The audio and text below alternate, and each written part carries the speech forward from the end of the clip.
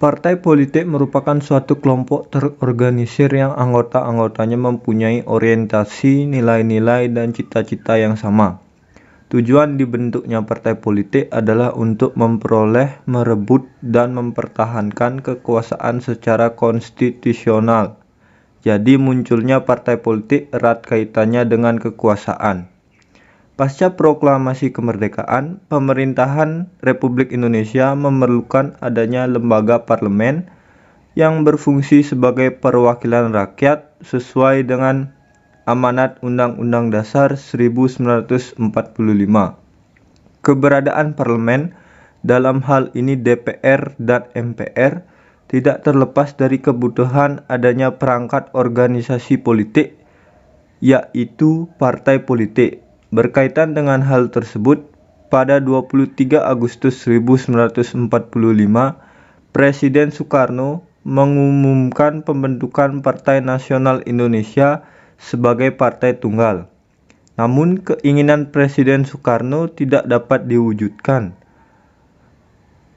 Gagasan pembentukan partai baru muncul lagi ketika pemerintah mengeluarkan maklumat pemerintah pada tanggal 3 November 1945.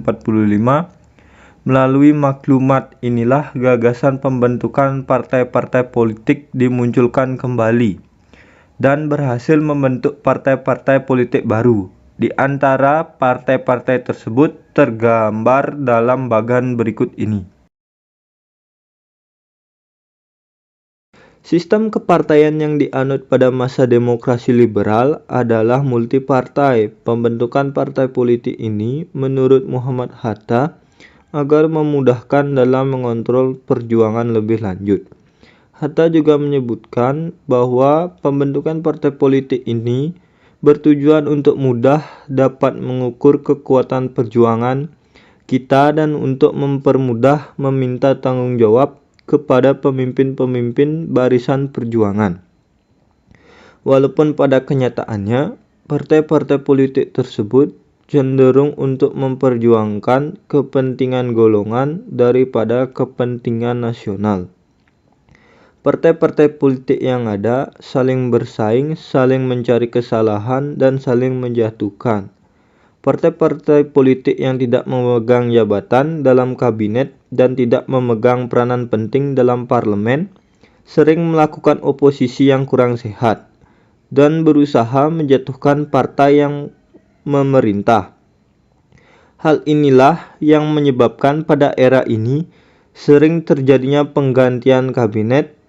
Kabinet tidak berumur panjang sehingga program-programnya tidak bisa berjalan sebagaimana mestinya, yang menyebabkan terjadinya instabilitas nasional baik di bidang politik, sosial, ekonomi maupun keamanan. Kondisi inilah yang mendorong Presiden Soekarno mencari solusi untuk membangun kehidupan politik Indonesia yang akhirnya membawa Indonesia dari sistem demokrasi liberal menuju demokrasi terpimpin.